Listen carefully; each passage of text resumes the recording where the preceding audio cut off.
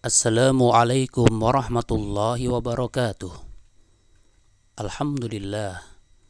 Wassalatu wassalamu ala rasulillah wa ala alihi wa ashabihi wa man wala.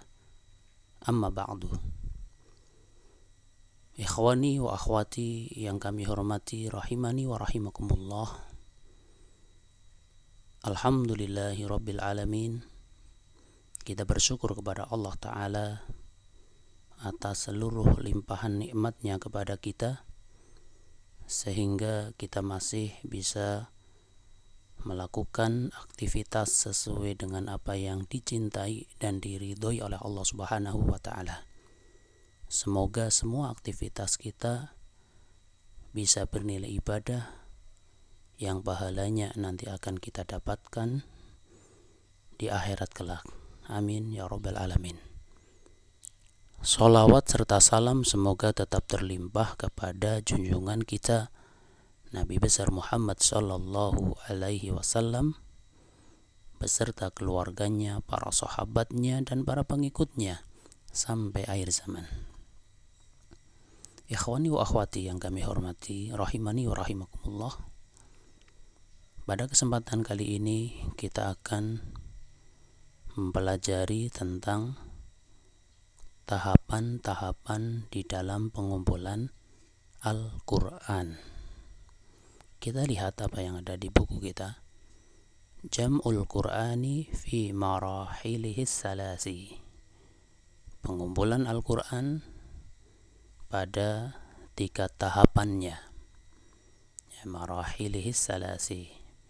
Marahil ini sebenarnya isim ghairu munsharif, tanda khofatnya dengan fathah, tapi ketika dia menjadi mudhaf maka khofatnya menjadi dengan kasrah, ya, sehingga fi marahilihis salasi, dan asalas ini merupakan naatnya. Yutlaqu jam'ul qur'ani wa yuradu bihi 'indal ulama'i ahadul ma'nayaini. Yutlaqu jam'ul qur'ani wa yuradu bihi indal ulama'i ahadul ma'nayaini.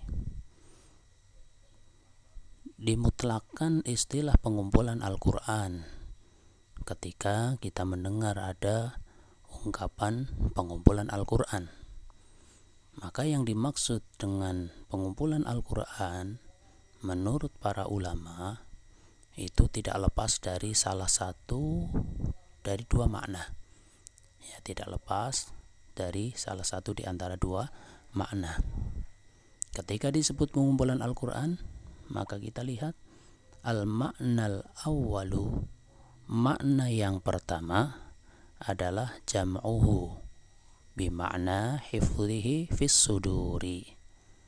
Pengumpulan Al-Quran itu artinya yaitu menghafalkan Al-Quran di hati. Ya, jadi yang dimaksud mengumpulkan Al-Quran, makna pertama adalah hafal di dalam hati. Ya, fis sudur, di dada, maksudnya di hati. Kemudian makna pengumpulan Al-Quran yang kedua, al-ma'na sani jam'ul Qur'ani bima'na kitabatihi kullihi ay al-hifdhi fis suturi. Makna yang kedua, pengumpulan Al-Quran itu maknanya adalah menulis, mencatat seluruhnya. Ya, mencatat keseluruhan, maksudnya yaitu menjaganya, mencatatnya fis sutur, di catatan atau di tulisan. Ya, jadi terkadang makna pertama bisa makna kedua. Makna pertama hafal di dalam hati, makna kedua dicatat di catatan, ya, atau di lembaran. Ya, ini yang dimaksud pengumpulan Al-Quran. Sehingga dengan memahami ini, kita nanti menjadi tahu bahwasannya ternyata usaha mengumpulkan Al-Quran itu sudah ada bahkan di zaman Rasulullah Sallallahu Alaihi Wasallam. Sehingga tatkala di luar sana ya ada orang-orang yang kadang suka menghembus-hembuskan subhat kerancuan agar orang-orang Islam ini jadi ragu, na'udzubillah min dzalik, yang katanya mengumpulkan Al-Quran itu sesuatu yang baru, sesuatu yang bid'ah, sesuatu yang diada-adakan, yang tidak ada di zaman Nabi misal. Nah, nanti kita jadi tahu bahwasanya perkataan itu tidak tepat. Ya, bahkan banyak ulama kita yang sudah membahas secara spesifik tentang permasalahan tersebut. Kemudian waqad marra jam'ul Qur'ani bisalasi marahila. Ya, pengumpulan Al-Quran itu sudah berlalu, artinya sudah terjadi, sudah pernah terjadi dengan 3 tahapan. Ya, sudah lewat pengumpulan Al-Quran, terutama di zaman kita, berarti sudah melalui 3 tahapan ini. Ya, kita lihat satu persatu tahapan dari pengumpulan Al-Quran.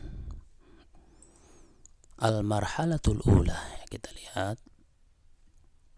tahapan yang pertama.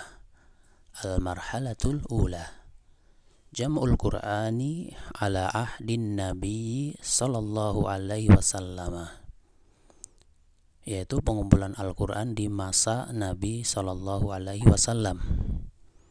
Wa hadhil marhalatu tanqasimu ila qismaini, dan tahapan yang ini yaitu pengumpulan Al-Quran di masa Nabi sallallahu alaihi wasallam itu terbagi menjadi 2. Ya, kita harus tahu bentuk pengumpulan Al-Quran yang ada di zaman Nabi sallallahu alaihi wasallam. Di sini diterangkan ada 2 macam. Alif, jam'ul Qur'ani bima'na hifdhihi fis suduri.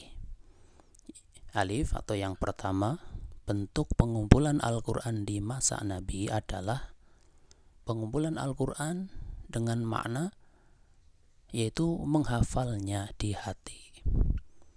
Dan ini sangat antusias mereka para sahabat dalam hal mengumpulkan Al-Quran di hati-hati mereka. Ya, ini tahapan yang ada di zaman Nabi sallallahu alaihi wasallam, yaitu mengumpulkan Al-Quran dari sisi menghafalkannya di dalam hati. Kana nabiyyu sallallahu alaihi wasallam muli'an bil wahyi. Bahkan Nabi sallallahu alaihi wasallam, beliau adalah seorang yang sangat antusias terhadap wahyu, yaitu Al-Quran. Ya, sangat antusias. Bahkan yataraqqabu nuzulahu alaihi bisyauqin. Bahkan Nabi sallallahu alaihi wasallam beliau menunggu-nunggu. Ya, menunggu-nunggu apa? Nuzulahu alaihi, turunnya Al-Quran kepada beliau. Ya, bisyauqin, dengan penuh, ya, dengan penuh hasrat dan kerinduan. Ya, ketika sudah turun wahyu, kemudian beliau ingin turun wahyu yang berikutnya, setelah itu ingin lagi mendapatkan wahyu yang berikutnya. Ya, sehingga tatkala terjadi antara jarak dari satu wahyu turunnya dengan wahyu yang lain, ketika agak lama, beliau sangat sedih. Ya, kenapa? Karena beliau sangat antusias, ya, antusias terhadap turunnya Al-Quran, bahkan menanti-nanti. Untuk apa? Fayahfaluhu, beliau menghafalnya. Wayafhamuhu, beliau memahaminya. Misdaqan liwa'dillahi, beliau adalah orang yang membenarkan janji Allah, di mana Allah Ta'ala berfirman, inna alaina jam'ahu wa qur'anah, sesungguhnya atas tanggungan kamilah mengumpulkannya di dalam mengumpulkannya di dadamu dan membuatmu pandai membacanya. Ini merupakan janji dari Allah Subhanahu wa ta'ala yang mana beliau Shallallahu Alaihi Wasallam sangat antusias. Ya, Allah berjanji kepada beliau, Inna alaina jam'ahu wa qur'anah. Ya, surat Al-Qiyamah ayat yang ke-17. Sesungguhnya atas tanggungan kamilah mengumpulkannya di dadamu. Maksudnya apa? Membuat kamu dapat menghafalnya. Dan bacaannya, yakni membuatmu pandai membacanya atau membuat mudah dibaca olehmu. Ya, karena kita tahu bahwasannya Nabi kita Muhammad Sallallahu Alaihi Wasallam, beliau itu punya sifat ummi. Apa artinya? Orang yang tidak bisa membaca dan juga menulis. Maksudnya membaca tulisan itu nggak bisa. Ini merupakan keistimewaan bagi beliau. Adapun bagi umatnya bukan keistimewaan. Sehingga kita jangan beralasan saya mau nyonton Nabi saja nggak usah bisa membaca, tidak perlu bisa nulis Al-Quran. Yaitu bukan keistimewaan, itu adalah kekurangan. Tapi bagi beliau adalah keistimewaan, agar mereka orang-orang yang tidak suka dengan Islam tidak bisa menuduh bahwa Al-Quran itu buatan Muhammad Sallallahu Alaihi Wasallam. Kenapa? Karena nulis saja nggak bisa, baca saja nggak bisa, gimana membuat Al-Quran, kan seperti itu. Ya, akan tapi beliau adalah orang yang paling nomor satu dalam hal hafalan dan dalam hal membaca, yaitu melafadzkannya. Wallahu a'lamu bissawab. Sehingga diterangkan di sini fakana bidzalika awwalal huffadhi. Maka dengan hal tersebut beliau menjadi orang yang paling pertama dalam hal menghafal Al-Quran. Nomor satu beliau, rankingnya yang nomor satu ya dalam hal menghafal Al-Quran. Wali sahabatihi fihil uswatul hasanatu. Bahkan para sahabat memiliki suri toladan yang baik ada pada diri beliau Sallallahu Alaihi Wasallam dalam semua hal, terkhusus lagi di dalam masalah menghafal Al-Quran. Syaghafan bi asli dini wa masdarir risalati. Ya, mereka mencontoh Nabi Sallallahu Alaihi Wasallam dalam hal apa? Antusias yang meluap-luap. Ya, antusias yang meluap-luap, kesenangan yang luar biasa terhadap asli din, yaitu prinsip dari agama, wa mas dari risalah, sumber dari risalah, tidak lain itu adalah Al-Quran. Ya, intinya apa? Di zaman Nabi, beliau orang yang antusias mengumpulkan Al-Quran, dihafalkan oleh beliau. Para sahabat juga seperti itu. Ya, karena para sahabat berqudwah, yaitu mencontoh kepada beliau Sallallahu Alaihi Wasallam. Wa qad nazzalal Qur'anu fi bid'in wa ishrina sanatan mufarraqan. Dan Al-Quran turun, artinya selesai penurunan wahyu Al-Quran secara keseluruhan, yaitu selama 20 sekian tahun. Ya, bid'an itu artinya bilangan 3 sampai 9. Ya, maka minimal ya 23 tahun mufarraqan secara terpisah-pisah. Ya, Al-Quran diturunkan oleh Allah, yaitu tanzila, yaitu secara berangsur, tidak langsung bruk kalau bahasa kita enggak, tapi secara berangsur, sedikit demi sedikit atau terpisah-pisah. Wallahu alam. Ini makna pengumpulan Al-Quran yang pertama. Kemudian masih makna pengumpulan Al-Quran yang pertama, kalau tadi dari sisi menghafalkannya di hati. Kemudian yang kedua adalah jam'ul Qur'ani bimakna kitabatihi ala ahdi Rasuli Sallallahu Alaihi Wasallam. Yang kedua adalah pengumpulan Al-Quran dari sisi menulisnya, dan itu sudah terjadi di zaman Rasulullah Sallallahu Alaihi Wasallam. Pengumpulan Al-Quran yaitu penulisan Al-Quran. Ya, kalau tadi penghafalan Al-Quran, para sahabat banyak sekali yang hafal Al-Quran. Kemudian pengumpulan Al-Quran bentuk berikutnya adalah menulisnya. Ittakhadha Rasulullah sallallahu alaihi wasallam kuttaban lil wahyi min ajilla'is sahabati. Rasulullah sallallahu alaihi wasallam beliau mengambil para atau beberapa juru tulis, ya, kutaban, yaitu juru tulis, orang-orang yang pintar menulis. Juru tulis bagi wahyu, yaitu bagi Al-Quran. Siapa mereka? Yang diambil oleh Rasulullah sallallahu alaihi wasallam min ajillai sahabati, ya, di antara para sahabat yang mulia. Jadi tidak sembarang orang, tapi sahabat-sahabat, ya, pilihan dari beliau yang memang punya kemampuan untuk menulis Al-Quran.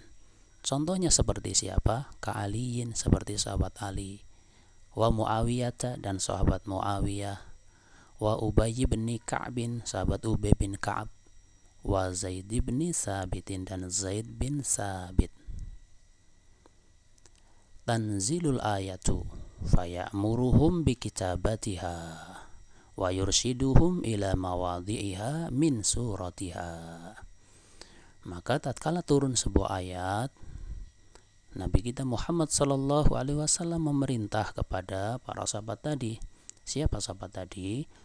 Sahabat Ali, Muawiyah, Ubay bin Ka'ab, dan Zaid bin Sabit. Memerintahkan untuk apa? Untuk menulisnya. Ya, berarti di zaman Nabi sudah ada usaha penulisan terhadap Al-Quran. Bahkan Nabi kita Muhammad sallallahu alaihi wasallam memberikan bimbingan, menunjukkan bahwasanya ayat ini tempatnya ada di surat ini, ya, menunjukkan tempatnya dari surat yang ada. Ketika ada sebuah ayat, Nabi kita langsung memerintahkan, tempatkan ayat ini di surat ini, ayat segini. Nah, ini sudah rinci, ya, sudah rinci bahkan di zaman Nabi kita Muhammad sallallahu alaihi wasallam. Sehingga yang kita yakini sampai hari ini, sampai detik ini, bahwasannya urutan ayat, surat itu semuanya sudah pernah dijelaskan dengan detail oleh Nabi kita Muhammad sallallahu alaihi wasallam. Beliau perintahkan kepada para sahabatnya, ya, sehingga keaslian, kemurnian Al-Quran itu sampai hari kiamat Allah akan menjaganya. Dan ini tidak terdapat di kitab-kitab yang lainnya, atau tidak dimiliki oleh kitab-kitab yang lainnya, ya. Dan sangat banyak, ya, kalau kita lihat ayat-ayat Al-Quran, bahkan di awal-awal ayat Allah sudah memberikan satu penegasan. Alif lam mim zalikal kitabu la raiba fih. Adakah kitab yang semacam ini? Al-Quran itu adalah kitab yang tidak ada keraguan di dalamnya. Ya, kalau kitab selain Al-Quran, siapapun yang menulis, sealim apapun dia, maka tidak ada yang berani mengatakan kitab saya ini pasti benar 100%. Tidak boleh diragukan sedikit pun. Tidak ada kitab yang seperti itu. Ya, bahkan para ulama sebagai bentuk tawadhu mereka, ya, para penulis sebagai bentuk tawadhu mereka mengatakan apabila didapatkan kesalahan di dalam kitab ini, agar memberikan apa? Konfirmasi, agar menyampaikan, supaya bisa diperbaiki. Adapun Al-Quran dari awal sudah tegas. Ini kitab, yaitu Al-Quran, tidak ada keraguan di dalamnya. Benar semuanya, 100%.